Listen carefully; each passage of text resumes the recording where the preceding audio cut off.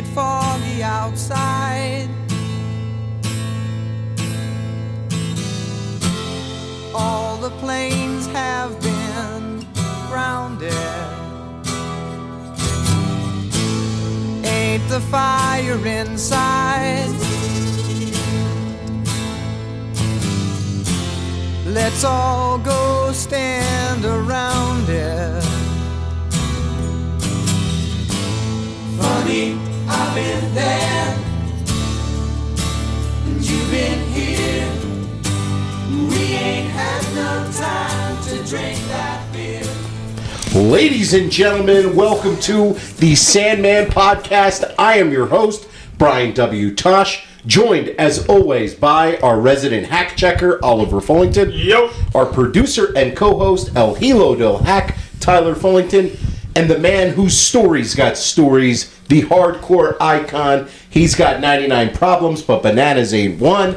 The Sandman. Hack, how the hell's it going today? My head is spinning. I have watched so much football in the last week. It is like, I just got done watching the first half of the Notre Dame game. But jeez, what some football in the last fucking week. Oh my God. Yeah, they really loaded it up with Wow. between the games that were on for Christmas Eve and Christmas, and then the basketball games too. Oh my God, it's sports overload. it has been. It's been a wonderful time of football, and been watching a lot of these college playoff games and enjoying the playoffs. It's cool to see the first ever college playoffs. I know we were talking about it on the last episode, who we liked going into this, and now we've seen some things shake out. I mean, Ohio State kicked ass last night, taking down Oregon. That was Did not see that coming. I didn't see a blowout like that. No, nobody in America saw that. Yeah. Oh my God, 35 nothing before the half's freaking over or something. It's kind of unfortunate that Oregon, didn't get a home game, and then your first game you got to play Ohio State right away. I think they have to do something. After being, 13-0? Yeah. And the number one team in the country, and your gift is Ohio State. Right. Like I think Saban would say he didn't want it. Nick was like, these two should not be playing in this round. These two teams should be playing in the next round. Meaning Nick Saban. Yeah, him too. Yeah, no, I agree. I think they got to do something about evaluating the teams and having them ranked correctly. And just because you win, I know Ty disagrees with me, but just because you win a shitty conference doesn't mean you should be in this, if you ask me. I like inclusion. It's something that they do with the men's basketball tournament. Like, you just put everybody in, and it shakes its way out. I just think that you're discrediting conferences. Like, you're not. There's no reason to play a conference. Yeah, like, but win if your conference is crap, your conference is crap. Well, not like Notre Dame played anybody great this year either. To counter that, though, Hack, what about Arizona State last night, who I would say, if you looked at like strength of schedule and results, they probably didn't deserve to be in, and then they went toe-to-toe with Texas. So, Well, and they won the Big 12, and I think this year is obviously like kind of like a guinea pig year when it comes to the playoffs. And Agreed. It's so weird because all the conference movement is going on, and like the Big 12 wasn't as strong as it was in the past. Oh my God, dude! Well, probably 3 out of the last 5 years, the Big 12 has won more bowl games than the SEC has. Right. So Arizona State won the Big 12. Now it wasn't as, strong. Right. It wasn't with as all strong. The Texas teams. They were trying to do the right thing by putting a Big 12 winner in like a bye situation, but. I think there's just kinks that they're going to have to work out with this new 12-team format and like everybody moving. And the transfer portal. yeah, that's the other factor. Which is a joke. How you can have the transfer portal before everything's not said and done. All these kids that aren't playing for their team because they've already they're already in with another team, so they're not even playing in bowl games, kid. Like back in the day, it was like. Your desire, if you didn't think you were good enough to go to the pros, you were like, well, at least let me play in a bowl game. You know what I'm saying? And now it's just this makes all those bowl games look like are nothing, and it proves it because nobody's in the audience watching the things. Right. The bowl games are a television product. They're a product for TV and they're sponsors and for gambling. Like, it's not really for people to go to the games. The Pop-Tarts freaking, what's it called? The trophy's awesome. It was great. And the sacrifice of the Pop-Tart, too, afterwards and eating the Pop-Tart. That was a great one. Great. I love the Cheez-Its Bowl. The Cheez-Its Bowl was Yeah, great. that was good. Some of them are just hilarious. Yeah, they're just gonna have to figure out some of the kinks that's going on with all the seeding and the transfer portal. They're gonna have to move.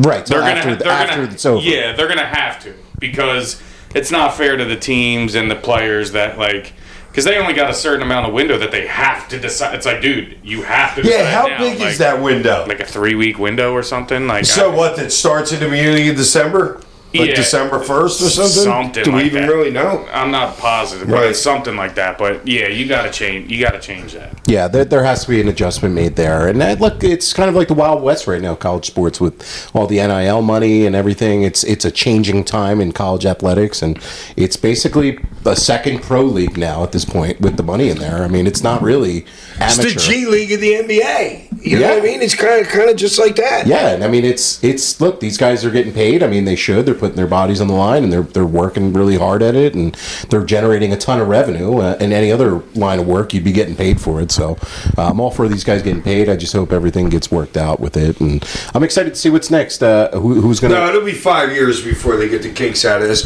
and by then, who knows? 5 years, there might be 20 teams in a college football. Yeah, but then playoff. how long are you going to have these kids play for? I mean, it'll be Well, another so you couple don't have weeks. 3 weeks off like some teams had. Yeah. You know what I mean? You don't have three. You don't have Thanksgiving to freaking Christmas off, or December 20th or 21st. Well, yeah, the whenever teams they that start. had the bye had 3 weeks off. Yeah. So, Ohio shorten the State or you had short- those 3 weeks off. or you Yeah. shorten the regular season. So, who do you guys? I mean, obviously, we still have to see the result here of this Notre Dame Georgia game. Notre Dame's up right now, but who do you foresee winning this thing? I picked Penn State last time. Ollie, who do you got winning the whole college I playoff? mean, I picked Georgia, so we'll see if they survive. But if Georgia loses, I mean, I don't know how I could pick against Ohio State right now. They got the most talent, I think. And I mean, with their 2 wide receivers, like, Incredible. if those, I don't know how you're going to cover both of those guys. I mean, and if they have any bit of a run game, it's going to be tough. Between them and LSU over the last couple of years, they've both been like just wide receiver factories for the NFL. I mean, the guys that these teams are producing, it's just pretty insane. So, I mean, the amount of good wide receivers in the NFL was really like astounding when you sit back and look at it. It's unbelievable. yeah, from just both Yeah, those it's two basically schools. every team's got an A plus dude at least. You know, And it's you like know what I even mean? teams' some teams' third wide receivers are like, they'd be really, really good if they just got the opportunities and the targets that other guys did. Yeah. Well, yeah, but if you're playing behind Jefferson, like I was watching the playoff game, the Minnesota game last weekend or whatever the hell it was. I don't even know what day it is right now because of the holidays and stuff, and there's games on all the time.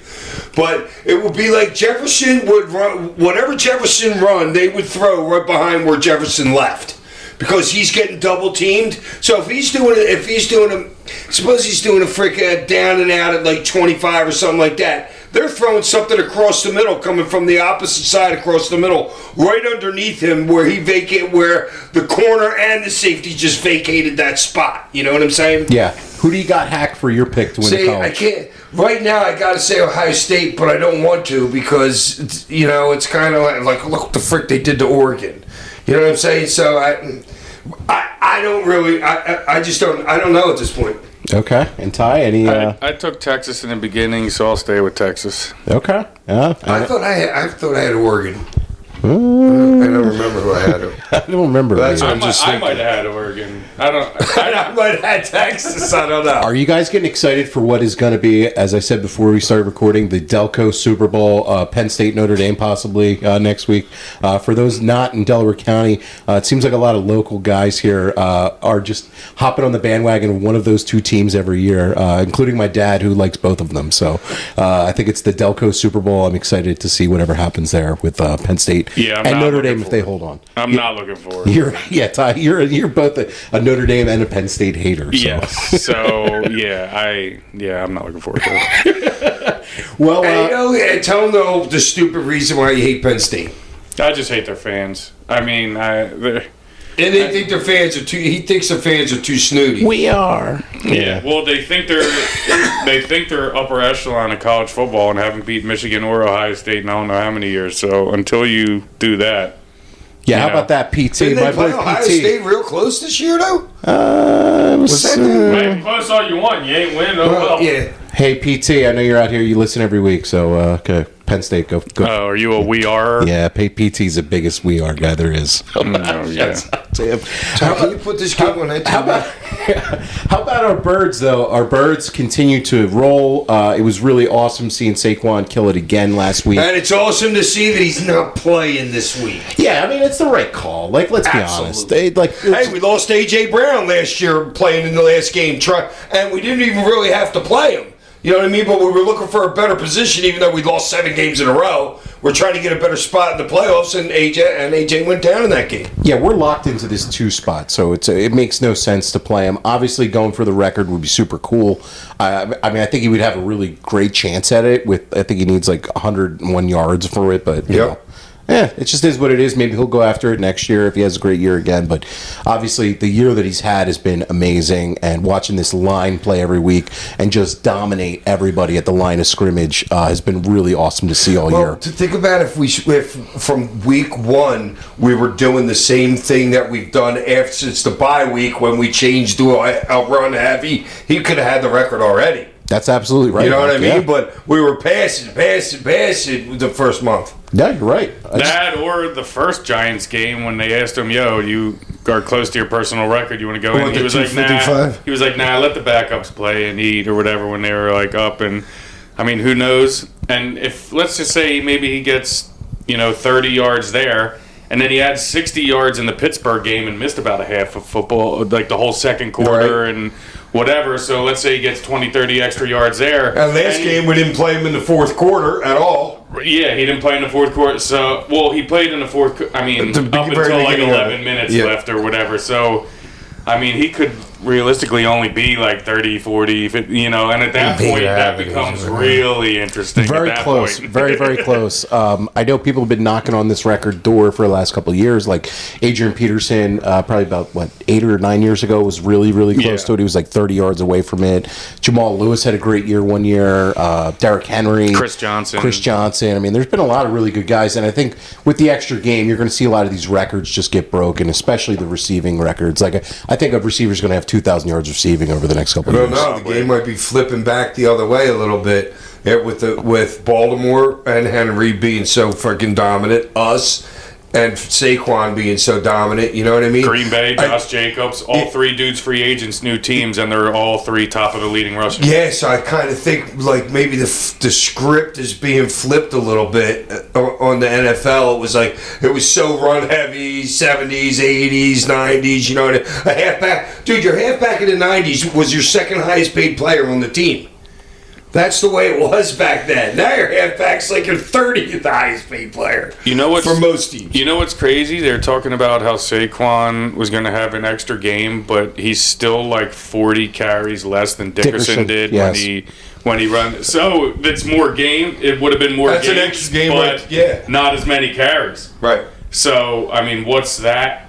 You know what I'm saying? So if you do it in less carries but more games, like, is anybody going to really? Well, that's what I always said. I'm like, it goes to me per carries that you got in the season, Right. Because we're going to be playing 18 games in a couple of years. I mean, guaranteed. You know what I mean? It's just getting more and more and a games game all on the time. and a game on Mars, according to you. Is that one of your theories? No, but yes. Oh, dude, yes. No, but it'll be the Cowboys. It'll be the Cowboys against Detroit on Thanksgiving Day. Well, because they're not America's team anymore. They could be right, Mars' they're team. Mars' Yeah, team. Mars' Good. team. Send him to Mars. Yeah. Screw off. Well, Jerry Jones will definitely do I that. mean, I'm happy everybody on the Eagles are sitting and we're getting a bye, especially with the early bye that we had. But I mean, after hearing Saquon reaction, he does seem a little like kind of down about it. So you got to feel for him a little. But I do think if he went to the coach and was like, "No, I really want this," he would be playing. I know, but then We'd Nick be would going just get for it. killed. It's all the I know rest of the it's a people. lose-lose. Yeah, so It is. So Saquon did the right thing and was a team, was a team guy, because if you play Saquon, obviously we know all the offensive linemen got to play. And all the You're not offensive only linemen, I think, would be behind him too. Like if Saquon was like, "Yo, I want to do this," the lineman would be like, "Yo, let's go." Yeah, Right. but the thing with Saquon is like he realizes he's not only risking himself, he's risking at least 5 other guys. Right, and Hack, you out could there. speak to this as a wrestler. Like, those guys are never going to not want to play. they're all like, I want to go out there and get Unless it. you're like That's hurt. what all the good coaches I've heard this weekend say. You know what I mean? You gotta have somebody. You gotta have somebody. Belichick was like, no, Brady would come up to me, Amendola would come up to me, Edelman would come up to me, Hogan. They all wanted to play. I know, but you got to be the guy to say no. Yeah, and that's why why you're the head coach. right. You got be to do the tough dude. decisions sometimes. And if we end up winning the Super Bowl, nobody's going to give a fuck that Saquon. Oh, well, suppose we get bounced in the first game, then what are we going to hear? well, Of course you'll hear about it, but It's going to be 6 and 1 half dozen in the if we lose in the playoffs, it'll it's definitely going to be a talking point. But it's got nothing to do with it. It's got to do with it. No, I'm just saying Yeah. it'll definitely be a talking point. Whatever happens in that game is going to be the reason they lose it. And look, the way they're shaping up, I think they have as good a chance as anybody in the NFC. Dude, if our defense keeps and in the playing the NFL. way we do, I don't think we're losing. I'm with you, man. I really do. Especially at home. Especially at home. Obviously, I don't care where it is. I ain't worried about away at all. I'm not. Listen, Detroit's had an amazing year, and so has Minnesota. But for some reason, I don't want to jinx it or anything. Detroit's got a lot of injuries in the last 3 weeks. They do. And I think we, as the 2 seed, they were saying, would have technically the easier path. Because whoever loses, Minnesota might have to play Detroit in the second back-to-back round. weeks. The last week of the season, week off, and then the next season. Because they're going to be the 5th seed, and the NFL reseeds in the playoffs. I mean, oh darn! Oh yeah, So- they do reseed. Yeah, I heard on that. So we might be Green Bay's going to be a tough first game if it ends up being Green Bay, which it most likely is. It's either them or Washington.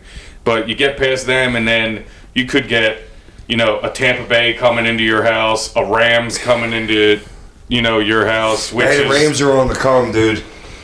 They are, but I'm not afraid The of them. Rams, The have Rams played, especially, they've though. played way better. Nobody's got the defense to stop us.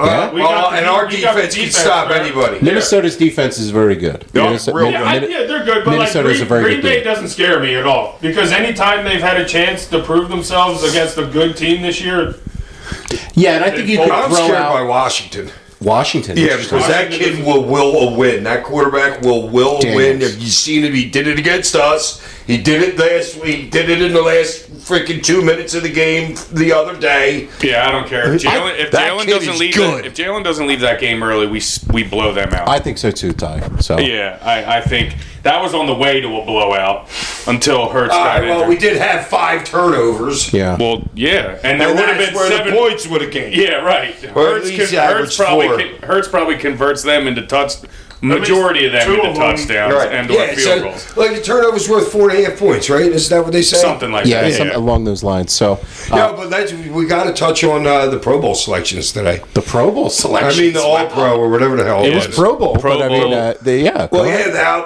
Baltimore's got 9. What do we have, 6? And my Yeah. lot is my not on guy it. left off. How the hell is that? I don't understand how my line Even doesn't with the make missed it. games, We were thinking because he should be missed on. 4 games is the only way. He's the that, highest graded guy, Yeah. Pro Football Focus, in the league. Now, say what you want about the rankings or whatever. I mean, but Doesn't he's the matter. highest graded Watch, guy. now he'll be Right, so even if they're bullshit, he's still yeah, it's But he won't be a Pro Bowler, but he'll be an All Pro.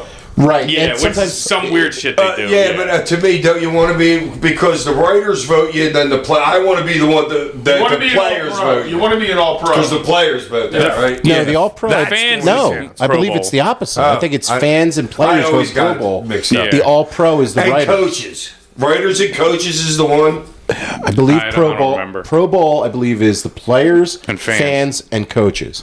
All Pro is just the AP writers. Yeah, you're Yeah, the probably right. 'Cause associated that makes All-Pro, sense with yeah. Hawaii. Everybody going out to Hawaii. Well, it's in Yeah. Orlando now. They do like. Well, I know, but back in the Skills day, game, that yeah. that Yeah. I was guess about. the cream of the crop is the top 100 list because that's only players.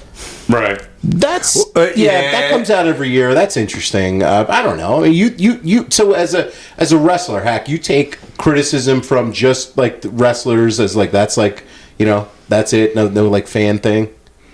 Like if some, Or, like, some wrestling critics. writer were to like critique you wouldn't give it any credence to it, or Well, actually, no, because to me, I got to give credence to everything that everybody says because that's the only way I'm going to get a fucking like.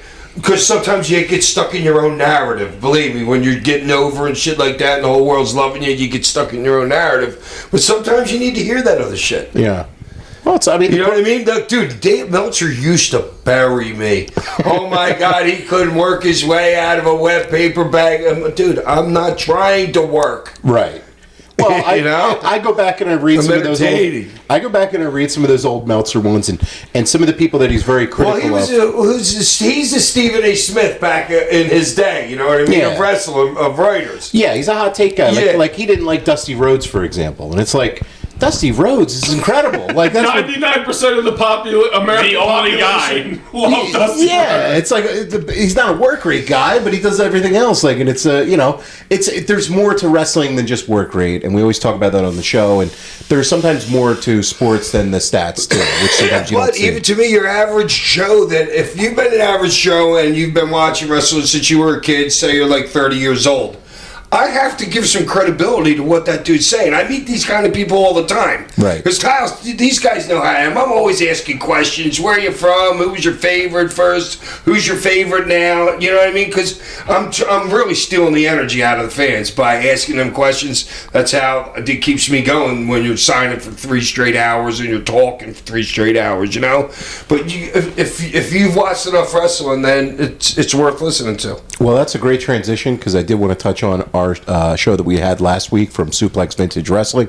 What a great time we had down there at the store. Yeah, wow. That was a really great day. Dude, that seems like it was like It 3 weeks ago. It was a while ago. It was on the 23rd. It was like 77 It's been football games it's ago. been so weird with the holidays being the middle of the week. It's like 2 days weekend, then It the happens weekend, with everybody. 2 days, then the weekend, 2 days, then the weekend, 2 days, then the weekend, and there's just sports all day mixed in between the 2 weeks. Yeah, it Like, just feels every day feels like a Saturday or a Sunday. I Yeah. caught myself driving the other day, and I'm thinking, and I'm like, I don't even know what day it is. No, it was a great time down at the store. Shouts out to everybody down there. Roman, Who's our guy or Heart Attack guy? Heart Attack Rick. All Was right, down Heart there. Attack Rick. I love it that you were there at 10 a.m. in the J.A. morning, with his dude. binder. The show Shit, loves you. yeah. I love you, dude. Yeah, Mike Rick. with a sack of weed. Yeah, Mike with a lot of Christmas trees worth. Christmas trees worth of Literally, good 5 foot tall Christmas tree. Thin but tall. I went really hard, so that was a great night down there. And if they still have any stock left, we'll throw the link up of the all over print Sandman T-shirt for you guys to cop a buy. Did we put over everybody that we wanted to? yeah, Heart Attack Mike, Rick. Heart Well, Attack everybody Rick. that came and supported, Yeah, and it was awesome seeing all those fans, man. It was really cool. It was such a It great was time. hot. Oh, wait a minute. Give me the first letter of his name. Who? Your buddy. Oh, Rory? Yeah, Rory. If you said I would have known it. It's for no, man. Not a lot of people named Rory. Yeah, Rory, my boy Rory, one of my best friends. And Hack, he gave you, I'm not going to say it, but... I don't want to hear. okay, all right. He gave you a little... No, he put me over yeah, you. yeah, Check he him, did. God. Yeah, he did. So, I don't blame him. this week on the show, guys, we are talking about the... He really doesn't. No, You I have don't. no problem saying anything, but you. I don't want to say it. I'm going to wait. I'm going to wait till you try to use it on the show and then call you out for right, it. nice. Guys, we watched AEW Worlds End this past weekend. I know Hacky had a little bit of troublesome watching all of the show, a little technical I caught a lot of it on YouTube. Okay. The show opened up. This was from Orlando, Florida, and the interesting thing about this show is they were actually going head to head with a WWE house show in the market that night. What? Yeah, so WWE booked a house show for the same night down in Orlando, How, Florida. was one of them in Orlando, like the studios, or were they both out? Not have nothing to do with Disney. They had nothing to do with Disney or Okay. Universal, but they were both in stadiums. Like you know how yes. how Eric Bischoff used to do it. There. Right, the tapings. Neither one were in like a small taping thing like that, but the WWE house show did outdraw the AEW pay-per-view. Was that in the basketball arena? Yes. All right. What did you know? What they do? They had to fill it halfway. AEW had a good house. I think it was. Do you have the, they were at do you- UCF, Yeah. University of Central Florida's stadium. Yeah, I was also asking about WWE. They were at the Magic's building. Yeah, and the other one was at the college. Right, and I know that WWE outdrew them in the same market in the same night. Do you have any memories of when you work in ECW where you guys happened to work a town at the same time as another wrestling company or Next anything night, like that? not the same night. Okay. Did you ever Cleveland? have? Did you My ever? ecstasy one. That was Raymond. They were there the night before us. Who was WWF or WCW? WCW. Because Okay. Scotty had left ECW. He was at WCW, and I was in ECW, and they were doing Cleveland like Friday, and we did it Saturday. Okay, so he dropped I you was off. so high. Yeah, He dropped you off Jesus. some ecstasy. There you go. What a good guy. The show opened up with Will Ospreay taking on Kyle Fletcher. This was a Continental Classic semifinals match. And man, you want to talk about a pay-per-view opener. This is among the best matches, I think, of all time to open up a pay-per-view. How long did they go, Ali? About like 17, 18? 16 minutes. Okay, so it was like a tighter match than I expected. And these two guys, man, I mean, you can't go wrong with Will Ospreay and Kyle Fletcher. I mean, they just left it all out there. I absolutely love this match. I think, and like I said last time, I thought they had a little bit more to go, and I think they showed a little bit more, but I think they still have another gear that they can even get to. And because, I mean, this match was good. It's great. I mean, I'm not going to say an Ospreay match is really bad, but I mean, I still think they have another level that they can get to. I'm with you. I agree. Like, I think this match was great, but I think it was better than the first one. And I think that the third one, whenever they do this third match of theirs, it's going to be even better. I really, really love the pace in this match. I thought they left it all out there. Ospreay just has a gusher going in this match, and I think that added to the drama of the match and also played And it. it kept gushing. Yeah, and it also... Yeah, because a lot of guys, it'll be blood, but by 15 minutes later, there's not a lot left there because you're coagulating. It played into the post-match promo he did, leading into the Okada match, and so that whole element of it I thought was awesome. I really loved it. I don't like guys working two matches in the same night, and especially bleeding in the first match and then working a second match. But that's just me. I didn't necessarily like that either, but I felt like in one aspect him bleeding and everything like that added something to the further matchup, but Ospreay's not gonna play the gimp in the championship match. You know what I'm like? That would be a crutch to somebody and be the huge baby where the heel's getting heat on him in the match the whole time, whereas Ospreay's gonna go out there and put a banger anyway. So, you know, the real blood angle of it, like, oh man, didn't really work because he's going to go out there and put out a 5-star match anyway in the championship and not beat like a total baby. So what you're saying, Ty, is like if he was like a Bryan Danielson type and was working from underneath most of the time, right, it would play better, right? In your opinion? Yeah, Ospreay's going to go out there and do what he does. Anyway. So I don't really think it added anything to like the later. I love this match, and one of the things I love too about it was the finish. He finished him with a Styles Clash, which was awesome to see because he's got like a move set of. Well, they did every other move in the book before that anyway. So I mean, what's left? I know, but he should have put him in a freaking swinging neck breaker like Kemper Tara did back in the day, or the Honky Tonk Man. We'll shake, rattle, and roll for the finish. I love Ollie. Was that the false where I was like, yes, where Fletcher kicked out and then they win again? Yeah, I like that. I love that they had him on every single fucking thing that they were doing during like those like falses that they were doing in the finish. Yeah, it was great. Actually, on the whole, I liked their first one better. Oh, okay. Than this one. I'm more of this one. I think. But I love the finish of this one. I mean, it's still a great match. Right. You know what I'm saying? I just happen to like the first one better. I just think you're doing like a little bit of a disservice with like the tournament kind of culminating on the same night. It's like I feel that's like how it is. I just in Japan. I know. I just feel like Ospreay and Okada deserve like a night away from that, especially if it's the tournament final. Like, I just wish it would have been planned better, but I mean, that's just. I see what you're saying. Might like it. I don't know. The last year was the first year of the C2, and they had the finals just a separate night. So maybe take a little criticism, AEW, maybe to go back to that. But overall in the match, I absolutely love this. I got to go the whole 5 for this. Like, I thought it was incredible. I can't give it anything less than 5. Hack, dude, opening up your show with the best match on the show. It's. You only got to go down from there. If I'm behind those dudes, and if I'm not working with like RVD or Sabu, I'm like, oh shit. You know what I'm saying? I'm bumming because I can't say to him, yo, let's go steal this show. I couldn't steal this show with say Justin Credible, for instance, but I could steal it with RVD or Van Dam, and I just love shows starting out like just like that. Super hot. Get them up there. You know what I mean? Yeah. Maybe they could have used the girls' match in between that match and the Ricochet match instead of those two being back to back. You know what I mean? Because then you got Ricochet's got to go out there and be like, follow that. Well, my only issue is that you're with Okada. My only issue is that the finals didn't main event the show. That's what I thought that was going to be it, because your main is I know it's the heavyweight title, but it's a 4-way.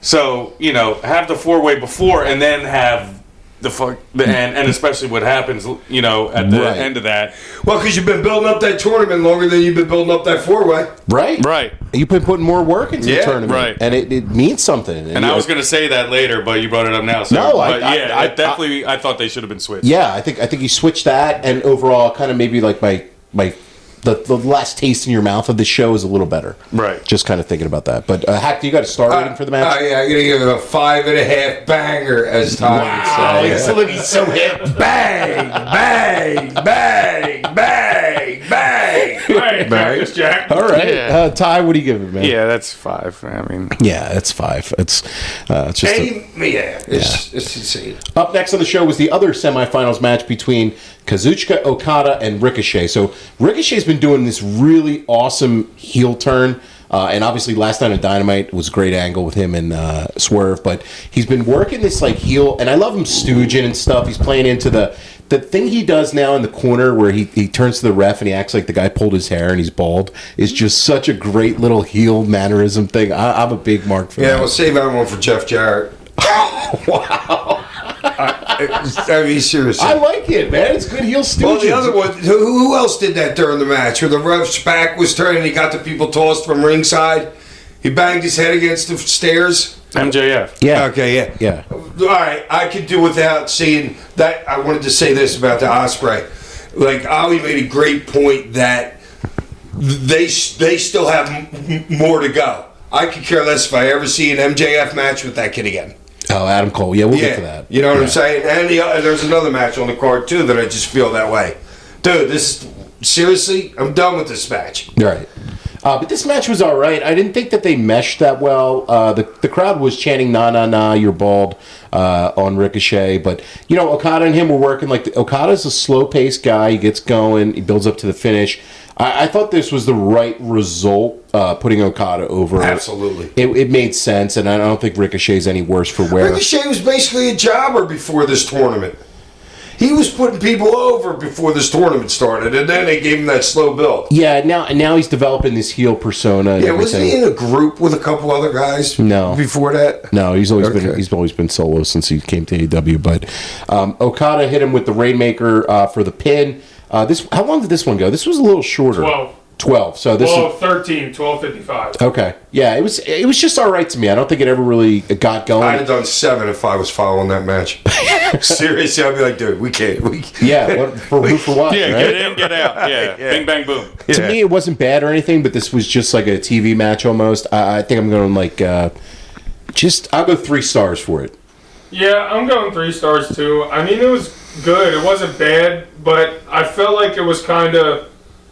You could obviously see that Ricochet's turning heel, but I think the lack of full commitment to it kind of took away from the match, because him turning heel, he's going to have to change his wrestling style a little bit and probably be a little bit more aggressive.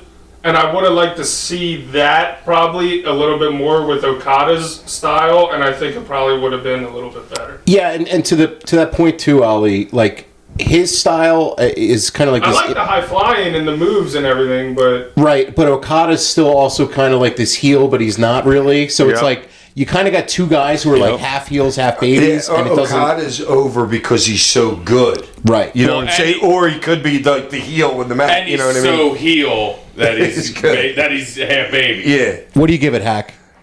Banger, banger, banger. 3 bangers. All right. There we go. We got 3s around. 3s around. Yeah, that's a straight up 3-star match. Well, we all had 5s. We all had 3s. That's got to be the first time. There we go. And I think that might have been intentional because of the way Ospreay and Fletcher went out there. Okada went out. I mean, are you going to go banger banger, and then you're gonna do another.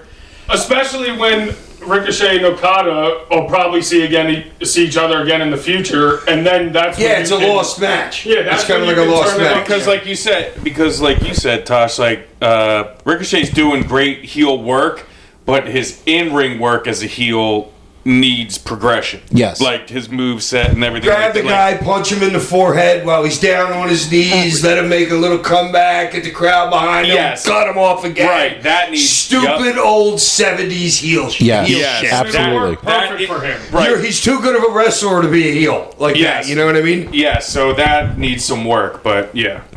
Up next on the show, this was the AEW Women's World Title Tijuana Street Fight match between Mariah May and Thunder Rosa. So I did enjoy Thunder Rosa coming out for a street fight in jeans. She did look ready to roll. With the pinata, I like that. With the pinata. She was ready to roll in this. But overall, this was kind of just a match. I did enjoy the tequila spot. I thought that was cool. She spit some tequila at her, and then she got, speared through the set for like a near fall? Something like that? Mariah spit early the match? tequila in Thunder Rosa's face, and then Thunder Rosa speared her through like the and missed her with the it. entrance. Yeah. way. She pretty much missed her with it. A little Yeah. bit. They did a wild Get brawl. it? Missed. M-I-S-T. Her with it. There you go. A little, Just saying. little phonetic. Fanatic. Wow. Who the fuck brought this guy? Jeez, man, he's on fire. It was cool. They did some stuff. I liked Mariah May going after Thunder Rosa's dad, who was sitting in the front row. Oh, dude, the cane was Yeah, that was just Yeah, that great. was good. That was great work. That was probably my favorite part of the match. And then, for the finish, there was the dirt got thrown in her eyes. Yeah. And then she hit her with the pile driver through the table, which was pretty gnarly. That looked good. I enjoyed this for what it was, but to me, it didn't hit the level of some of the other. They've done a lot of really good women's brawls in AEW, and this one was just like a little hair below those. I don't know where you guys felt I about think this it's match. just the lack of A build? hard hitting in Okay. it on, or like to me, or like the presentation of it. I guess you could say is what lacks of it in my eyes. It's tough for those two to give you like a hardcore, like a brawl match. I feel They really got to go out there and beat the shit out of each other. right. Well, I've seen Thunder Rosa do it before with her, and sure. Britt Baker and her had a really good one, and I've seen her have some of these really good hardcore matches, but this one was just like, I don't know. It was. Yeah, I agree. It was all right. It was a good change of pace from the first two matches that you saw, but I didn't love it or anything. How long did this go? 13. Okay, yeah, it was. I guess it seemed about that. Hack, any thoughts on this match? Can't have. It doesn't equate. We talked about this when there was two rings and the big freaking cage around The and War stuff. Games. Yeah, girls in hardcore just don't work. I disagree. You have to be the right kind of girl. You know what I mean? You got Tony Storm could do a hardcore match way better than either one of those two just did that. Well, and then there's a couple other ones. Well, it's like what you always say is hardcore is not just doing it for the sake of doing it; it's doing it with the purpose behind it. As long as you have a match with the build to it, I don't women doing hardcore wrestling is great. It just has to have purpose behind it. Well, And this was kind it of thrown doesn't look together. good. It doesn't look real. And by the way, it does. Just the regular shit doesn't look real to me. There's some of these girls. Let's say 60% of these girls look like they're out there counting 1, 2, 3, 4, like going through their moves. You know what I mean? It's not like boom, let's hit them. It's like, oh yeah, this is what I'm supposed to do next. decent amount of men now too. Yes. Yeah, dude. I don't know but the girls, it's just like, oh, throw her outside, and then the girl's standing there waiting for you for at least 4 seconds for you to jump on her. You're saying it's a little too telegraphed. Yeah, and it's just too much of a dance. There's too much. It's too choreographed now. Where there your- needs to be breakdown and anguish. Your hardcore style was just chaos, right? And it looked like a tornado, right? And because it was. And a lot of this seems a little too rehearsed and too spot by spot planned out. So I get what you're saying there. But overall, I enjoyed this for what it was. I think I'm going to go... I can't go 3 with it. I'm going to go 2 3/4 for this one. 2. 2? Hack? Banger. 2. Ty? Also 2. Okay, 2 stars. So Tosh, you ruined up the perfect evening. I'm sorry. I'm glad you did. You ruined my perfect season. No, I'm right there with you guys, but I got a little. I just can't go 3 with it because I went 3 for the Okada and Ricochet. So up next, Yeah, right. Yeah, this wasn't as good as that, so I can't go that. Well, dude, if that was a 3, then really that was a .50. Like, I mean, there's no comparison in those 2 matches. I like some of the spots in it. I like the finish. You just like seeing their booty. That's always good too. Up next was the Dynamite Diamond Ring final, and hopefully it's the final time we ever see these 2 guys in the ring for a long time. MJF and Adam Cole. Man, this feud, from where it was 2 years ago, all leading up to the All-In tag, when him and Adam Cole were who's going to turn on him and who's going to turn on him, and the kangaroo kick, and seeing how hot it was. These guys main evented Wembley, to where this ended up now, it was, man, this is just, if you want to talk about the state of AEW, this feud and the injury with Cole and everything, look at him now where it's like, oh, God. This match wasn't bad or anything, but I'm just like, I'm glad we're through with this. They kind of had to do the program to get it over with. And MJF's promo last night on Dynamite being like, yeah, I want to go after the world title. It's like, okay, maybe he can have some purpose again besides Adam Cole. This match was okay. It wasn't the best use of MJF in my opinion. And since he's come back, he hasn't been utilized to the level that he should be used. But this was just there for me. I just truly didn't care about this match much. Yeah, I mean, it was more of like an exhale after the match was over. Like, whew, all right, like we can move on to something else now. Yes, like that. Like it wasn't a bad match, but it was just like, all right, I kind of can't wait for this. Yeah, like, we had to. Dude, I wouldn't be surprised if it's not finished. Oh no, it's done. There's no way this program is continuing. I don't see any chance, Hack. I think this. I don't see MJF running for the belt. Well, he cut a promo. I just don't see that. He cut a promo last night saying that's what he wants to do. So I mean, just because he wants it doesn't mean that. Him and Jeff Jarrett are going to have to fight for. Yes, Double J, baby. Oh my God! Did you see his promo? That was great. It was great. I thought it was awesome. I thought it was fantastic. That's your boy. Those boots are made for walking, baby. Those boots are made for wrestling, man. He's going to do a Fargo. He didn't deserve to be on the pay-per-view. I don't even know what he was doing. He wasn't on the pay-per-view. Jarrett? Dynamite last night. Oh, is that what it was? Yeah. Yeah, everyone thought he was going to retire, but he said, I got one last ride in me. I'm going after the heavyweight belt. That's right. Jarrett. What, him against Garcia? No, Jarrett's going for the world. I thought Jarrett wrestled Garcia on World's End. No. I don't know what the fuck I watched today, then. Oh, man. I don't know what you watched there.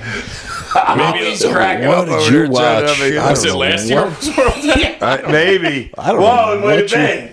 He might have had a match of the pre-show you might have No, watched. I heard it. He was watching the right thing. He might have just watched something Garcia and Jarrett. wrong A before. YouTube short. Yeah, YouTube. I thought Jarrett was dancing like him in the beginning of the match. Oh, Well, you must have watched This Garcia and must- Jarrett. this must- I actually kind of want to watch this Is this Garcia and Jarrett 04? match.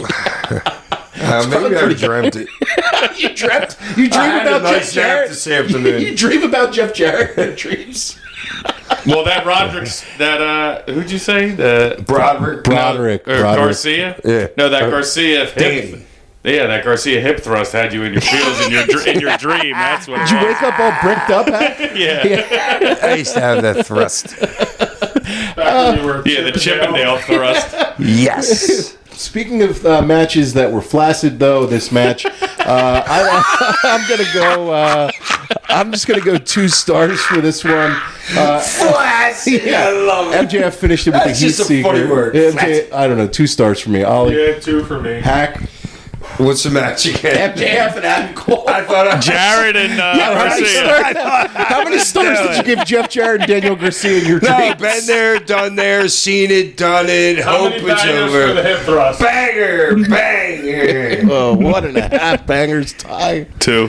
Okay, 2. Up next on the show, this was the AEW International title match between Takeshita and Powerhouse Hobbs. I actually really, really enjoyed this match. I thought this was really fun. Oh, Takeshita carried him through that thing, dude. But I thought Hobbs held his own too. Well, yeah, he held his own, but it was Takeshita's calling. Absolutely. Like, at Takeshita, I say this like pretty much every pay-per-view cycle when he gets in the card. I'm like, I wish they gave him more of a direction. I wish he was in the C2 tournament. Takeshita is fucking awesome. Like I think he's one of the best 5 guys in the company. I would have been pissed if he lost that match. I would have too. Yeah. Even though Hobbs needs to get a push on his own, but like Takeshita is one of these guys that I feel like they should protect and they should push. And I really enjoyed this match. I thought these guys were beating the hell out of each other, and I thought it was really, really good. I don't know, Ali, what'd you think of this one? I thought it was okay, and probably not to their fault, but the back-to-back working of the legs in the matches is what is kind of, to me, like, all right, we're watching the same match over like twice in a row, but with 2 different people, and it shouldn't be that way because all the guys are so different in their styles. We should be watching a different match.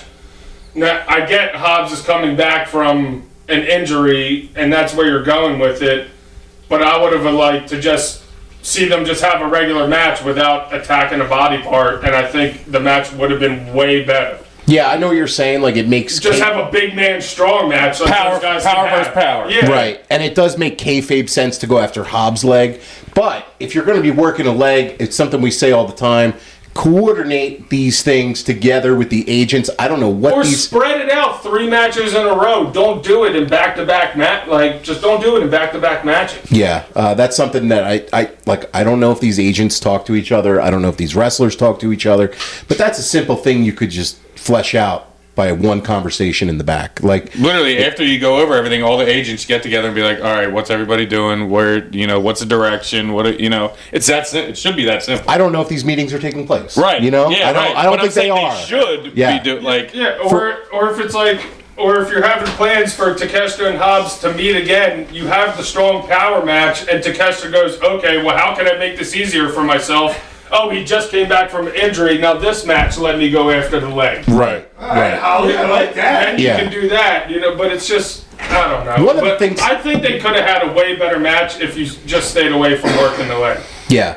One of the things that bothers me with Takeshita, and this is wrestling in general, it's like some of these moves are so awesome. I wish they were finishes. Like that blue thunder bomb he hits. Should be done. That should be Yeah. a finish every time almost. Like maybe once in a blue moon somebody kicks out. But the way he hits that, it's so awesome. And I love that move. Like, and the way he executes it, it's one of my favorite moves in the business. And for him, it's just it's one of the, build-up moves. And it's always so pretty.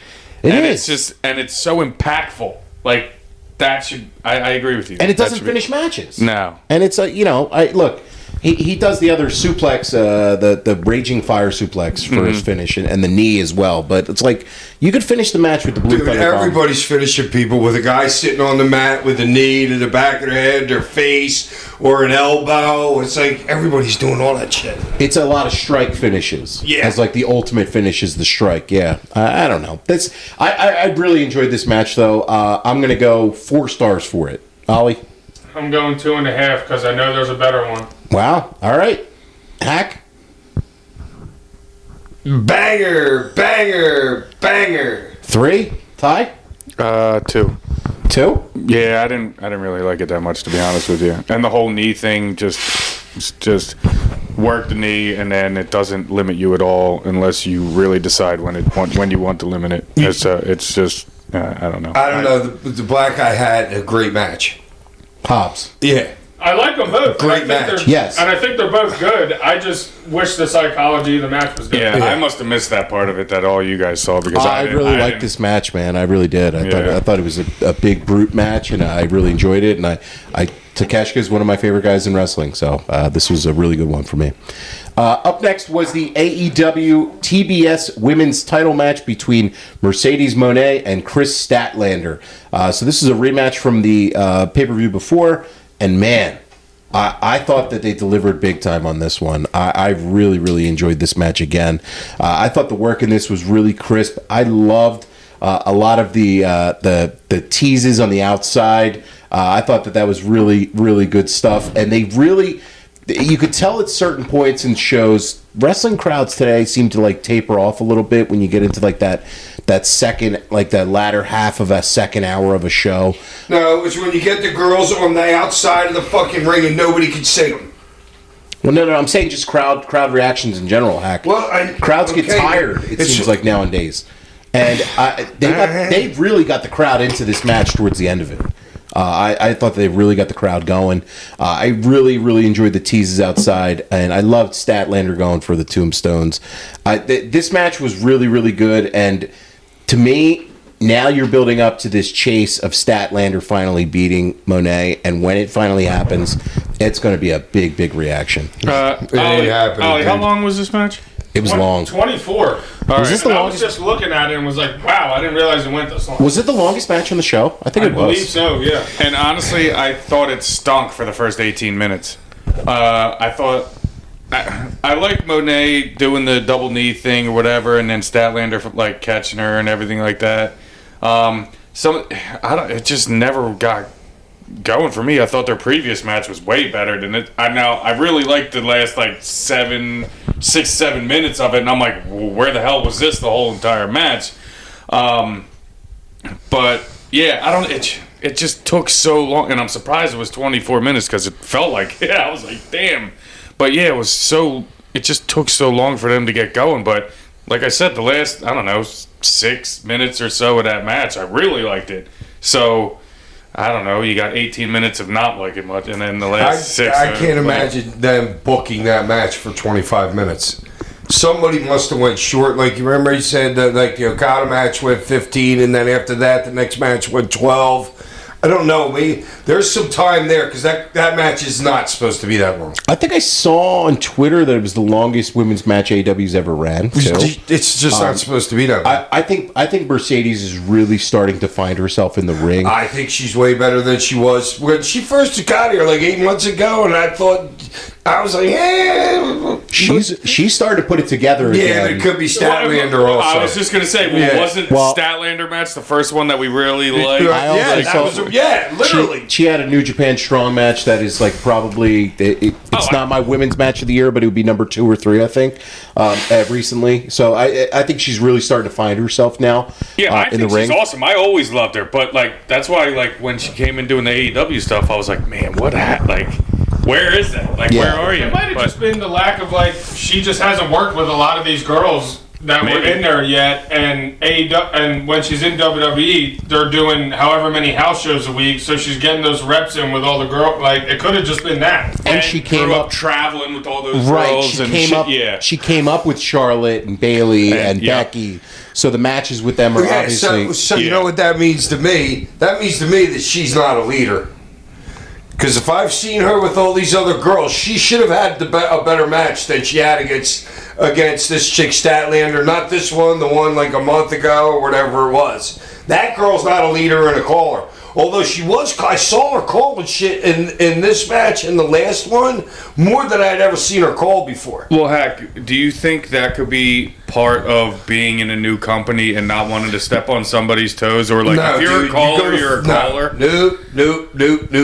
If you're calling something that's against what the general idea of the match is, like whatever the agent's giving you or whatever, yeah, but no, dude, that girl's where did she come from? You guys are telling me she was great in WWE. Yeah, Sasha Banks. She said she was Sasha in Japan. Banks. I wasn't into wrestling then. know. I've only She- been in for the past Dude, year. she was the She top, main evented top a Mania.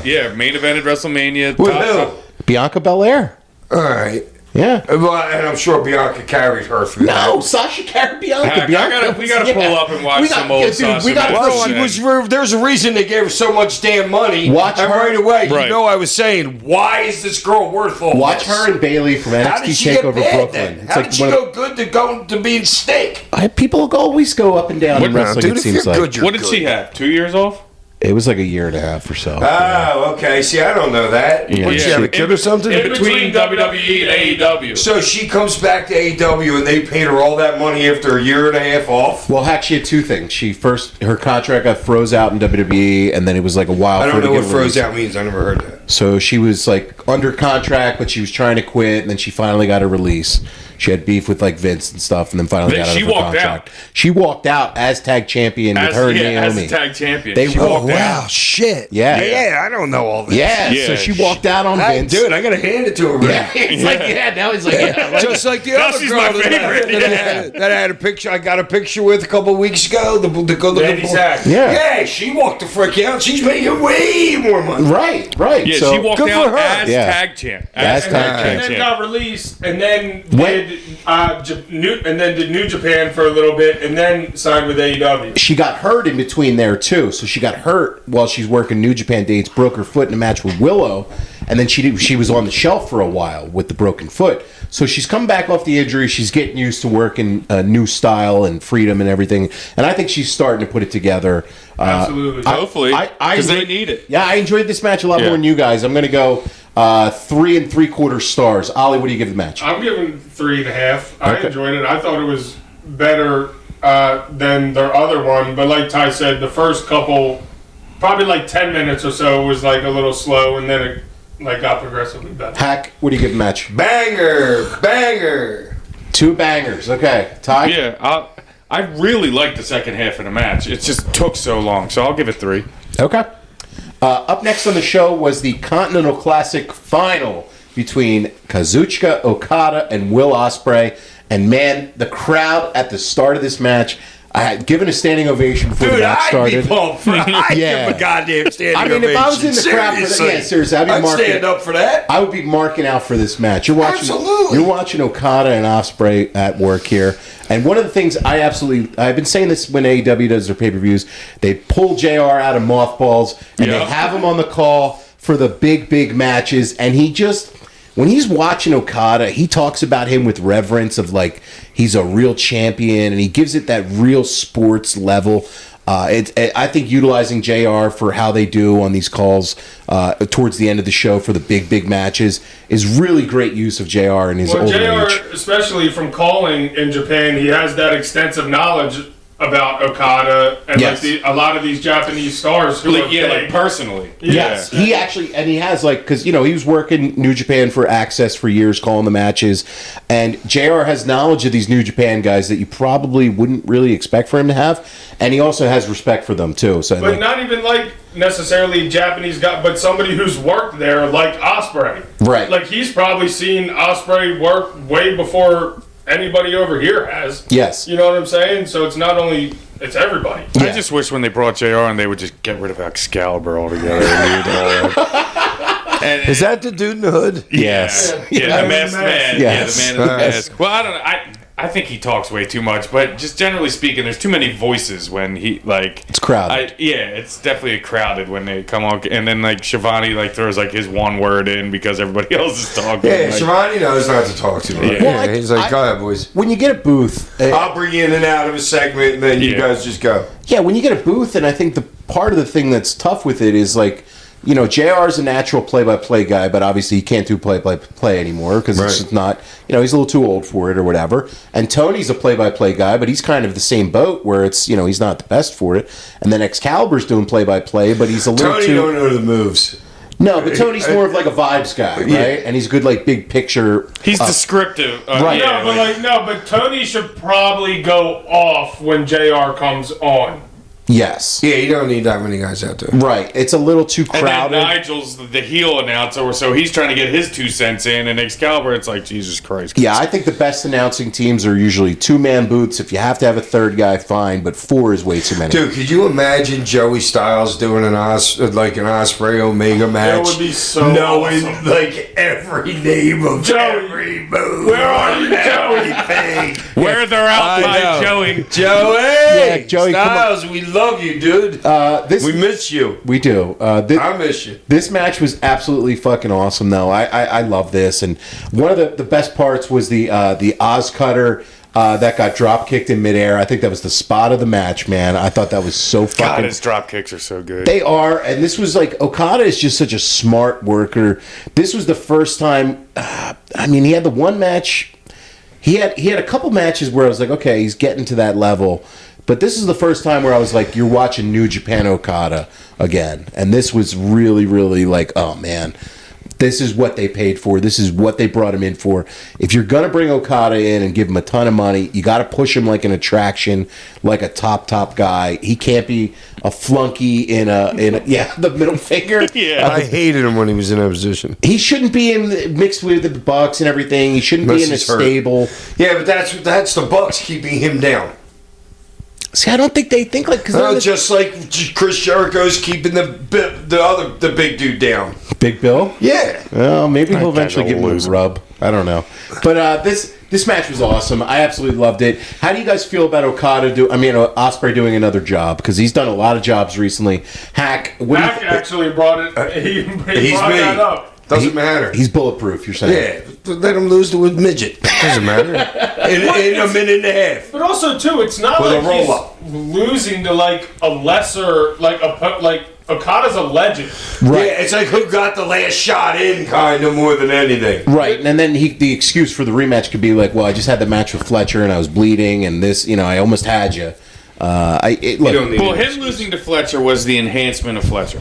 Which Fletcher Absolutely. needed. Fletcher needed that. Right, which he needed, which is fine. This losing to Okada is like, you just lost the battle of all battles. That is like, and I think it's probably the right call. Like like Okada going over with the championship and everything like that. What Like, if you're bringing Kenny back? I mean, are you going to have Okada lose I and think be off a loss with That's a Kenny good coming point, back? too. you got to. Kenny coming back at the end of this too. So Okada goes over, wins the match. Well, and hold on. Remember, freaking what's his name lost to Swerve earlier this year too. That kind of started his losing streak. He lost that, then he lost another match like right after that at the next pay-per-view. He lost to Bryan too. And then he said, "I can you got to put somebody over the champ," or what? He said something pretty cool after he put over Swerve, which I was surprised. Swerve, that was a great decision at the time. I think he needed to stamp Swerve's title run and not just be a transition guy. But, But he was. he was, but, he's still a top guy. I still think Swerve, and that's part of we'll get to that with the main event here. But, look, Kenny and Okada, they teased it for All In Texas. And they had the little backdrop, which is something WWE always did, which is the sign in the background. So you do the foreshadowing for the fans. You lead their eyes to the destination of the match. And I thought that was good long-term booking by AEW to foreshadow that match for All In Texas. It's showing the people the destination before It's it like happens. WrestleMania when everybody's in the ring talking, they always have it down, looking up to you, and the WrestleMania poster behind you. Right, and it's just you're building to that big destination, and it's a while out, but giving fans the teaser of we're going to give you the first Okada Omega match in the U.S. like right there for AEW. How long is that out? July. So Oh, it's Jesus. yeah, it's a Gives good, That's 6 Kenny months. plenty of time to get back and get working. Yeah. Get his body back. Kenny be wrestling in the Tokyo Dome this coming a couple days from now. He's going to wrestle Gabe Kidd in Tokyo Dome for New Japan. January 5th. Yeah, so he's making his return to I'm wrestling. I'm going to watch it. I can't wait for Kenny Omega to be back in wrestling. I'm happy to have him back. I think the business, AEW certainly needs him. And Hacky's going to have a bunch of bangers, I'm sure. So I'm going to go for this match. fives around. I'm giving it 5. Yeah. I have Easy. 5s. So there we go. It's the best match on the card. Yeah, easy 5s. Up next is the AEW World Title match between Jon Moxley, Orange Cassidy, Hangman Page, and Jay White. 4-way matches to me. We say this with 3 ways. We say this with 4 ways. I think of it as like a booking crutch. It's like an excuse. It's like if you don't really have a match, like, oh, let's just make it a 4-way or a 3-way. It's like this is muddled. This whole situation. No, it's And for your heavyweight champion. Yeah, Right. it's muddled, and it just goes to show you what's going on in that company about the booking status of just the flow of the show. But I'd be fine. Like I said, I'd be fine if this was the semi-main or a mid-card match. But to put it as your main event with everything going on with the C2 final and Kenny The come back. champion, I know, but I agree with you that it would have been better to. Because they put way more TV time into the tournament than they had. That 4-way just popped out like the last 3 weeks or whatever. You know what I'm saying? So they had way more time into the one. So then maybe they should have done it like that. And it's not. I love all the guys in this match. I'm a big fan of everybody. But this whole Moxley angle, I would say, has not really been that good. It was interesting at the start. I liked potentially being like this big overarching angle where they're taking over the company and kind of thing, and it's just kind of been there for me. I haven't really been digging it that much, and the work in this was kind of just okay. Like it wasn't bad, but it wasn't anything that blew me away. And too much, Moxley powdered out for a long portion of this match. It's like, if this is the one guy you're going after, they all just should have just beat the holy hell out of him finally, if they got their hands on him. The champ, if the champ's a pussy champ, then that's okay. Yes, but Moxley ain't a pussy that's champ. what I was just gonna Moxley's say. like, get in my face, I want to fuck you up. There's too much interference by the lackeys for him to be so like this badass. Nobody can beat. I'm the toughest dude on the planet, and then these lackeys dudes always come up and beat the people he's going against. Right. So like, and this happens in the start of the match, and I hate that. There's people everywhere. There's people all over the place for the first 5 minutes of the match. People don't know where to look. The camera can't catch everything. I'm sitting there watching the first 5 minutes of the match, like, what is going on? Dude, the camera misses shit when there's a singles match on in the ring. Right. And, let alone 15 guys. And then I think it's what, is it Moxley and Cassidy that end up back in the ring first or something, and Hangman or Jay White are just haven't been seen in 10 minutes, in the crowd. They don't even show them brawling in the crowd one time.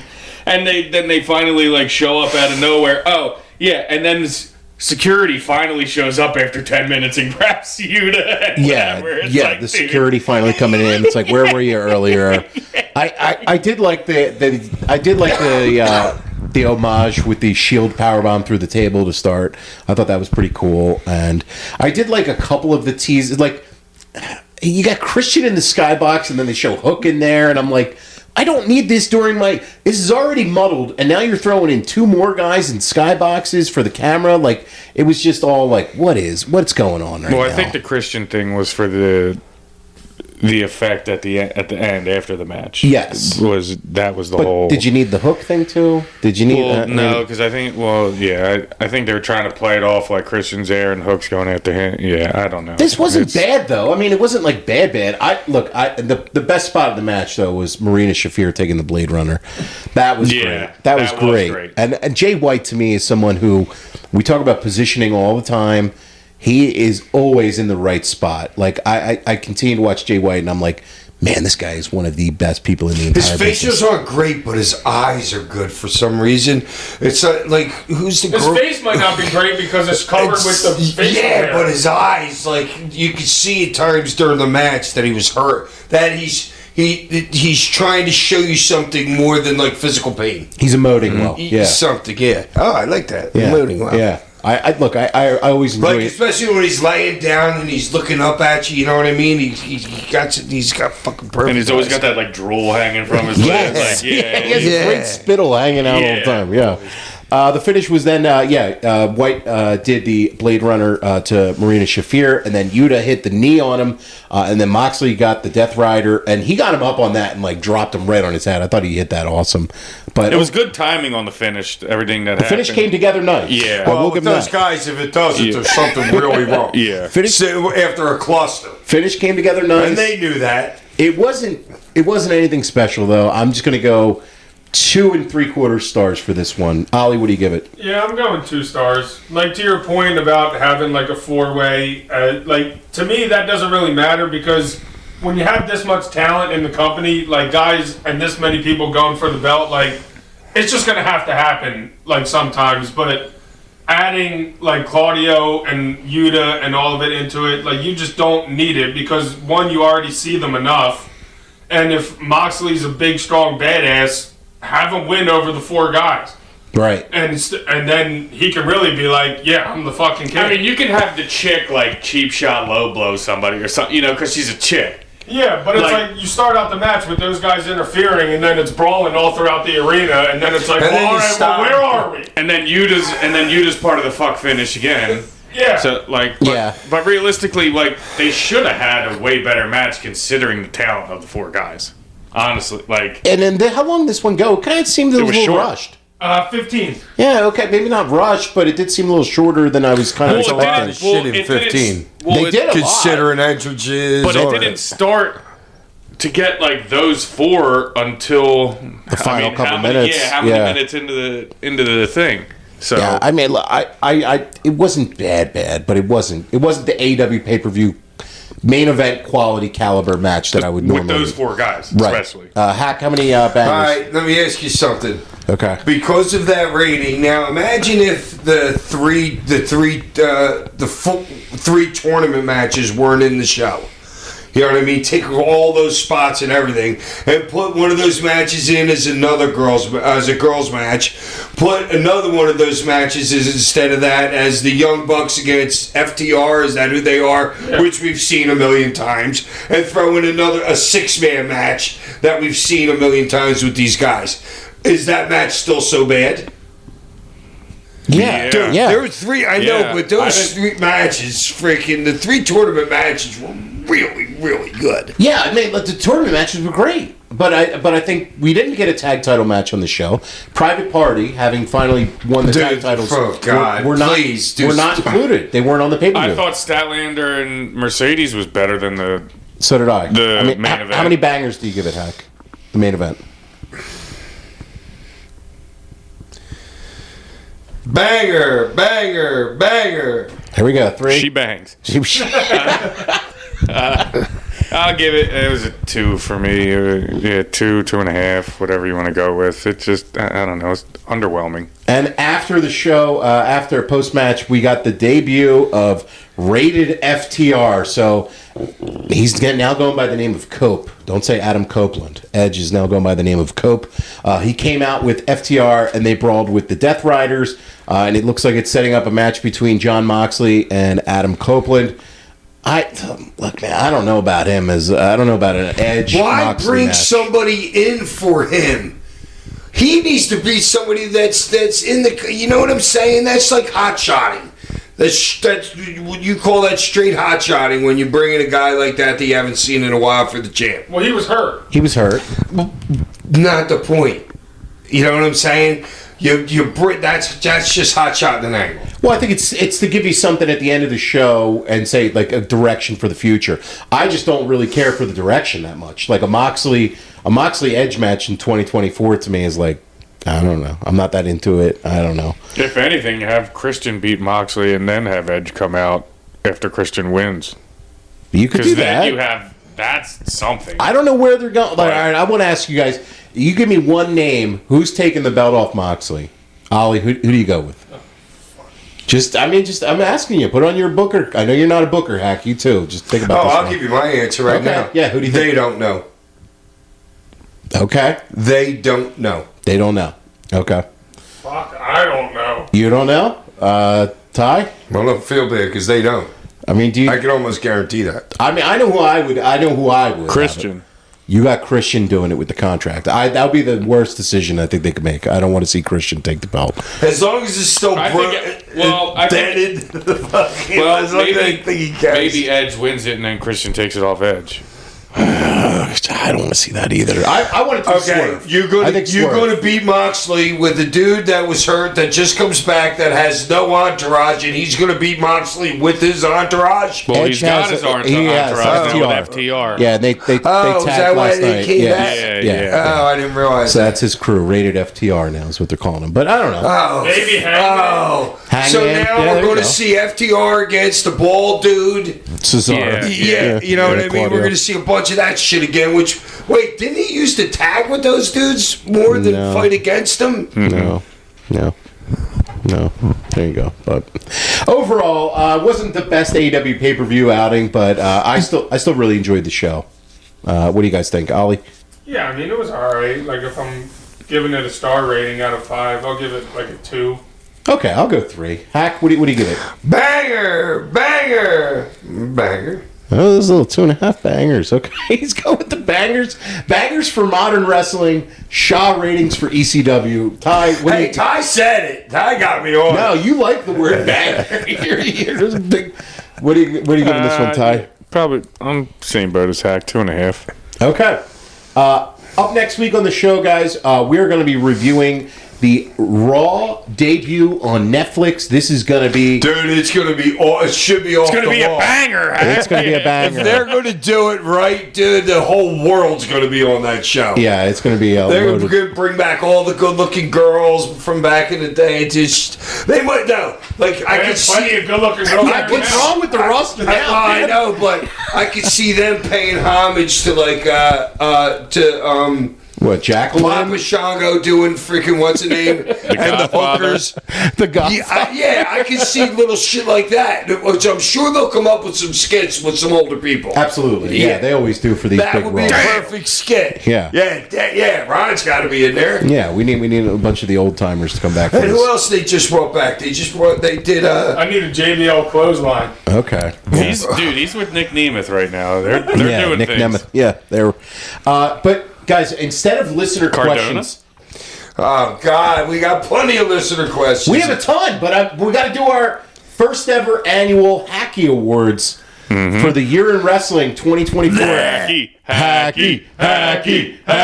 I hate these people. They know I hate that when they do shit like that. didn't like the name of I that before the freaking show, hate them. so that's of course what I we hate went with. And he doesn't like being called Hacky because that's what ladies call him, and he doesn't want to be called that. So, guys, for our match of the year, so this is the Hacky Award for the match of the year. Let's go around. My match of the year is Will Ospreay and Takeshita from AEW Revolution 4/3/24. That's what I'm going with for the match of the year. Let's just bypass that because I've got him in mind. Well, which one though? No, which match see, do to you me, have it for doesn't match of the matter year? which Mine one. is Ospreay versus Swerve. I was going to do that if I had to. Yeah, you could, so you're going for that. Yeah, if I had to, I was going there. See, I put anything Ospreay because I literally, At first I was. couldn't pick one. I mean, you have Ospreay, like you said, Takeshita, Ospreay, This Swerve, kid. Ospreay, Danielson. Ospreay Danielson is my runner-up. Yeah, So that was I that's- mean, like seriously, how am I supposed to pick I know. one? I So know. No, and then the three-way that they just With- Ricochet, Ospreay, and Takeshita was awesome. It's like, hey, It's the Will Ospreay Award there. So should we cover the? So that, the that's men's all wrestler of the year Wrestler of award? the Year yeah, that's award. Will Ospreay. All right, but let's go to girls now. Now, girls. Okay, so girls. Well, if we're doing the wrestler of the year, Ospreay, little honorable mention I have is Swerve. And I think Drew McIntyre really came out of his shell this Those are year. great suggestions, man. So- for men of the year, if Ospreay's doesn't have the best wrestling year of all time, maybe Who could have been Swerve? Yeah, Could have been- Swerve, could have Drew, been Bryan. Drew Mac. my honorable mentions would probably be Swerve and Jey Uso. Okay, yeah, Jay's a Uso. good call too with the yeet that he came up with. Yeah. Besides Will Ospreay, anybody for Wrestler of the Year? I've been racking my brain since they mentioned this like an hour and a half ago, whatever. But there isn't. Okay, There yeah. just isn't. He's dude. he's well, he's number 1, 2, and 3 in the 3 best matches Right, of the year. well, yeah, that right, dude we is just- God. yes. He's just straight God. Yeah. There's just if Kenny was here, then I would want to vote for Kenny too. Well, you know what I Well, mean? dude, maybe I we're think gonna they've get a- had my favorite match of all time. Those two. Yeah. Yeah, right. Are like so. Maybe we're going But to get that a was full over a year year of Kenny ago. in 2025. Hopefully, knock on wood, Kenny's healthy all year, and we get a full year of Kenny and Ospreay in 2025. For the women's match of the year, the Hacky, I have this going to Willow and Chris Statlander from AEW All Out. Yep. So do I. So that match was fucking awesome. I love that match. Yeah, That's just crazy that all three of us have that. But yeah, Do you have a women's match of the year? No, but it would be something with Tony. It would be something with Tony. Probably before she changed out, before she turned. Her and Mariah maybe May her and all in? Mariah. Right. Yeah. All in? Okay. Yeah, something So, like that. all right. So, women's wrestler of the year. I mean, it's All funny. right, you on 3. 1, 2, 3. Tony Storm. I got it for women's wrestler of the year. We did not talk It's a about joke. any of these Yeah, we before. literally It's a didn't joke talk that we about all any of this four at have all. We did not talk Guy about and any of this girl. before. All right, that was. But Dude, the but women's match honorable all of us mentions. having is crazy. Honorable mentions is the girl in WWE that's real lanky, that's got the greatest Chelsea face. Green. Chelsea Yeah. Green. Yes. Honorable mention with Chelsea Green She is- leaps and bounds. She is 100% She's on there, great. and Tiffany Stratton. Stratton's really good. Obviously, yeah, Tiffany too. I have Liv. Honorable mention. I got to go Rhea too. Well, I mean, Rhea had a hell of a year. And I think Willow. Willow came a long way in Willow 2024. and Mariah. Mariah too. I mean, there's Statlander's even. There's a lot of Statlander, girls who are. there are a lot of girls who really But really Tony crush it. with the time was Tony Storm and all that. And by then far now. the most entertaining. Yes. Yeah, and then now having Reinventing this it. case of amnesia. Yes. Like, just doing it again. I almost put the case of amnesia as my booking decision of the year. Oh, okay. I mean, dude, This but is was like- that even a booking Yes. decision? Yes. Like, that- Absolutely. That's No, but I booking. mean, that could have just been her. No, but it's still a her- booking but- decision. Yeah, I guess. Yeah. Yeah, All but right. dude, I'm saying I said this a little while, like a couple of weeks ago when she was changing character. She's going to be getting hit in matches and turn from one person to another person during a match. She's that good, and it's going to be great. Yeah, it is. Like, someone's going to knock her out with a trash can. Yeah, She'll be like, gonna come back up to pull lipstick out of her tights, do this all over her face like she did Luther, before. where are you, Luther? Oh my God, Luther comes out from underneath the ring. What do you mean you're not a booker? You just laid out 6 months of television for them. No, Tony, listen in. Yeah, I know too. But all right, best That's booking just so decision obvious. goes to Hack. that's obvious shit, though. I mean, that's just so well, because I've seen it done before in a match. Yeah. I forget where I saw it back in the day, but All right, least favorite men's wrestler, the Hacky. I got to go with Solo Sikoa for the push that he received, and the quality of the work that was done. I'm sorry, Solo. That's not bad. It's you didn't not cut, bad. You didn't That's cut heavy. You didn't cut the mustard for me, This man. one was tough. You were in main event after main event after main event. And I didn't see you improve on the year, and I saw you get overshadowed by Jacob Fatu. So I got to go Fair Solo point. Sikoa. I'm sorry. but he's put in a bad spot. No, he's in the best spot in the company. True. He Well, can't. suppose the other kid, the new kid, was there 6 months before when all this shit started. Take it from when The Rock changed his shit for the WrestleMania. Take it from there, and if you would have put that other kid in there, he would have been that dude instead of Solo to me. Probably, and he would have been better. I know, but that's my point. They put him in a bad spot.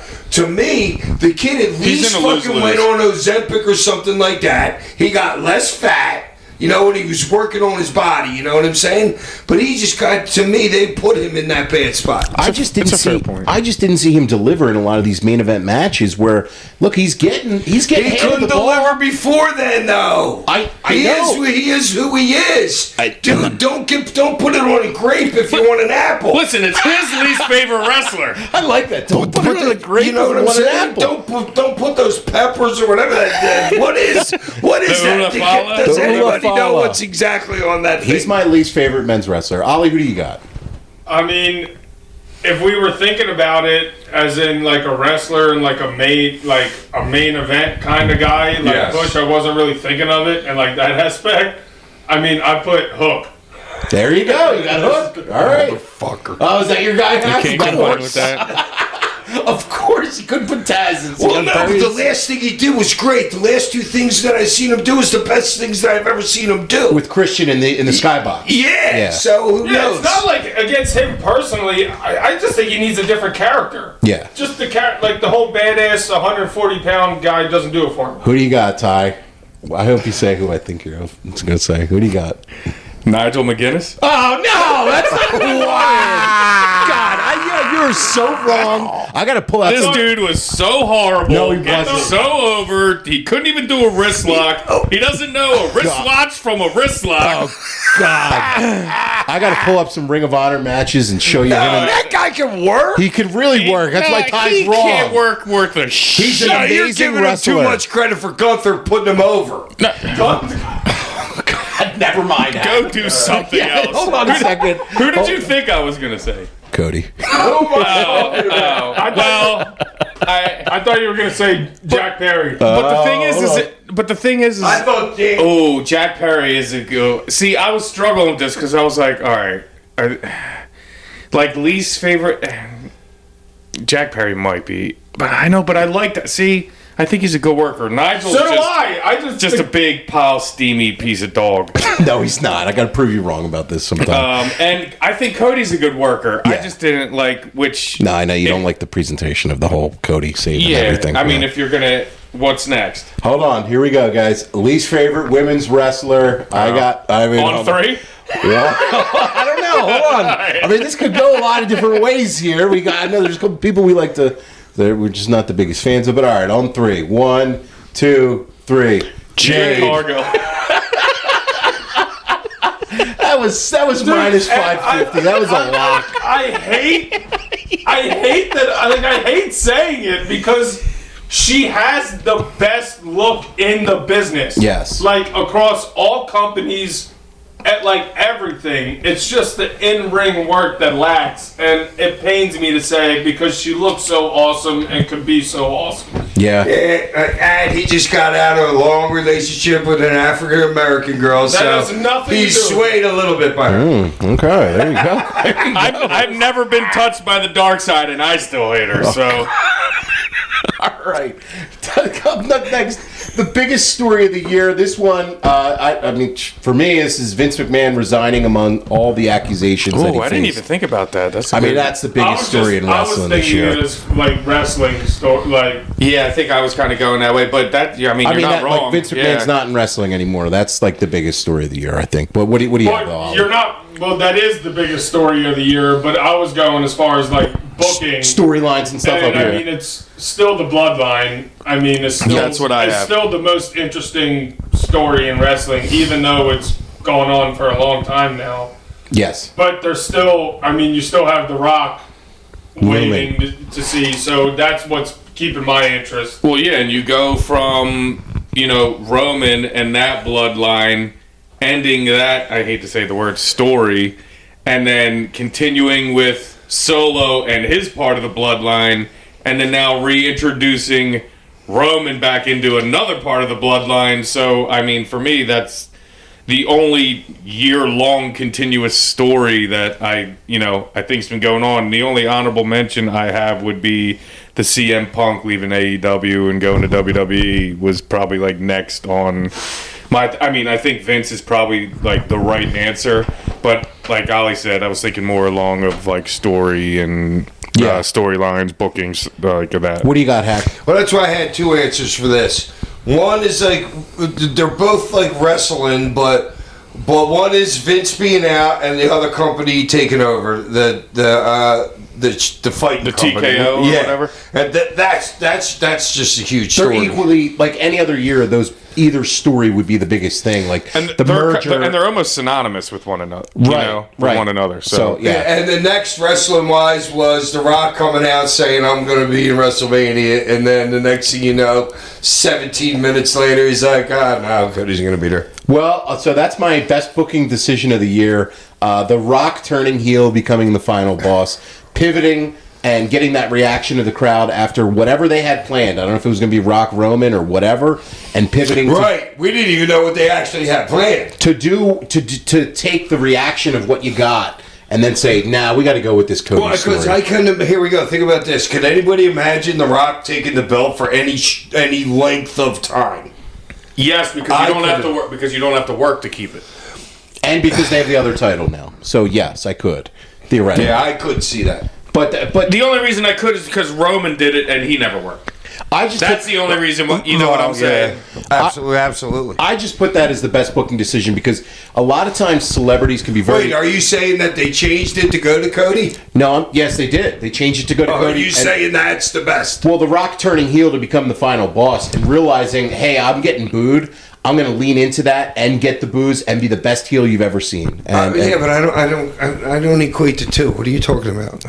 that's Rock being the heel was the reason. What The Rock was the heel, and he took the match away from Cody. yeah. So when The Rock, See, I didn't kind of get that. When The Because Rock- the Rock can't be heel to me, especially with the outfit that he was wearing. No, he leaned into the heel thing after they went back to the Cody match. yes, is great television constantly. The promos he was cutting each week, it was like Dude, Any 15 promo he minutes. cuts, anybody. He can't be bad. I can't look at him in freaking like baby heel eyes. You know what I'm saying? I just watch him and entertain me. I know, but he was gonna come in as a face, realize the reaction, and they changed it to the tag match night. I don't think that's the reason that happened. It is. I think the reason that happened was because people fought back against Cody freaking being in that match. It is. That is. We're saying the same thing. Yeah, that's what he's saying. Yeah. Yes. All right, well, Ollie, disregard what I just what said. do you have as best booking decision of the year? I agree with you because that actually slipped my mind, believe it or not. But mine is WWE deciding to bring Punk back. Yeah. Okay. Yeah. Hack. What do you Because have? I think their company desperately needed it, and another guy like in that top tier, especially Was getting a little stale. Yeah, especially with Roman going out and everything like that. So I think it was perfect. And you're seeing it now. I mean, he's getting some of the bigger reactions on the show, and he's really kind of. I mean, he had probably I would consider the WWE match of the year last year, the Hell in the Cell with Drew McIntyre in that program. Yeah. So, Punk's work's been really, really fun to see. So, yeah, I can't disagree with you there. Hack, what do you have as best booking decision of the year? Oh, I had the war. Go ahead, skip me for a second. Okay, Ty.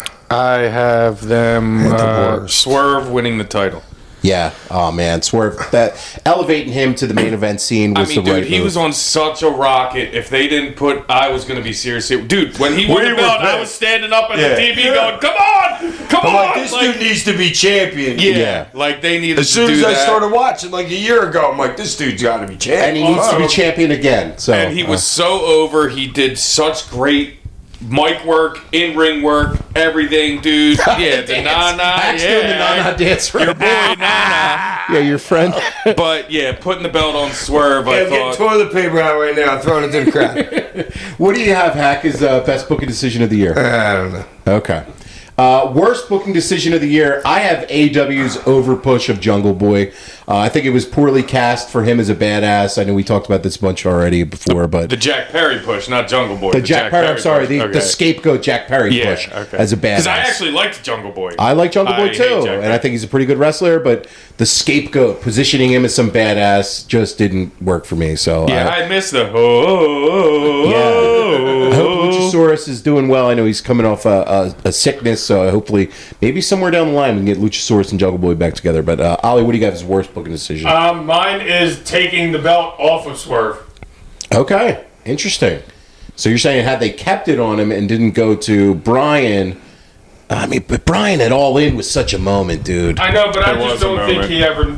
I just don't think he ever needed it. I mean, I He's wouldn't. had- Maybe, So maybe many never even moments. put Brian in that situation. That's what I'm saying. I see. I think if you did, maybe instead of Brian going back and dropping it to Mox, and if he dropped it back to Swerve, maybe it's different, right? You give Swerve the rub for retiring him instead of doing this whole Death Riders thing. I mean, I think Swerve's the guy, so I don't know, but I see what you're saying. Taking it off Swerve did seem to cool things down for a little bit for Swerve, but then you got the Hangman match, and Swerve's not worse for wear for it though. He's still super over. No, he had a little down period, but now he's like on his way back up. Well, I wish we saw him on this pay per view. I mean, Yeah. could have used him. Ty, what do you have as worst booking decision of the year? I mean, it's who you thought my least favorite wrestler would be. The Cody turn to put, because the fans went, "Oh, it's Cody's story time. It was, and I was Gotta there. Finish the story. Boo, boo, beep, boo." And I was there, and it was You great. losers. It was and he's great. still got the belt, and it's been the worst title reign that WWE's ever seen. Well, it's going to keep going. They say he's doing money. He is. He's doing They great say business. he's doing money. Yeah, he he's is. doing money because all the little kids are buying his jacket Us or crybabies. whatever the hell Dude, he's doing. every but- time I'm at a signing, I ask every single Little anybody that's like 12 or under, I ask every single one of them, who's your favorite? 90% of them are Cody. Yeah, That's anyone awesome. with a It's, like, brain crazy. says no. It's crazy. that was their goal. Yeah, that was And their goal. They accomplished it. That's the So, business right There there. wasn't the goal. Sure it is. I you mean, get people for their invested. demographic. It wasn't the goal to put the vote. They changed it because the people cried like baby back bitches. Nah, crying's good. Hack, what do you No, have? but no, I don't. The people cried because well me and it's not like my fault because I wasn't watching wrestling 2 years ago and I didn't really know what Cody's story was and leaving and coming back or whatever. You know what I'm saying? So I was pissed that fucking when The Rock came out and said that what he said, I was like, yes.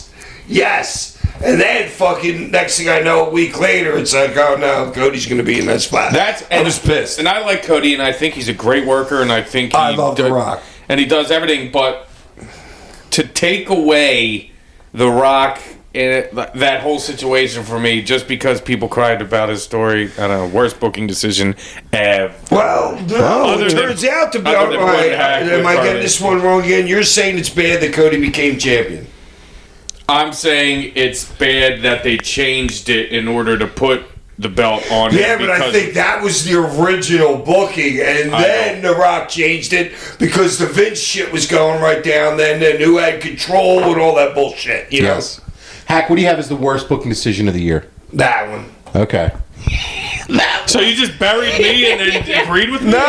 No, Are you saying it the other way? No, I think fucking that Rock should have taken that place. Okay, so that's your worst booking decision of the year. So he kind of agrees with you, Tom. I mean, but I'm proven wrong. Every time you talk, every week. All right, guys, hold on. We just seriously take a. These guys are fucking with me. No, we're not. Yes, I you think are. you're fucking with us. I think he is. I don't know. All right.